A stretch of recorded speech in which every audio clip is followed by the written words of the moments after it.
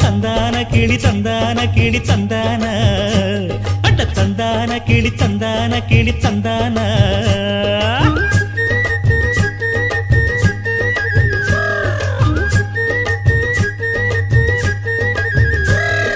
நீ என்ன தென்மதுரை அரசாணியா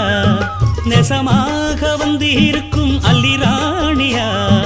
நான் என்ற எண்ணம் கொண்டு நடக்காதம்மா நடந்தா தங்கையா கிட்ட நடக்காதம்மா இல்லாதத பொல்லாதது எல்லாருக்கும் சொல்லாது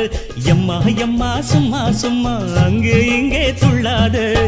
பெண்ணாக வந்தாலே பெரும்பாகியம் முன்னோர்கள் சொன்னாரடி ஒரு வாக்கியம் வாயாடியே போல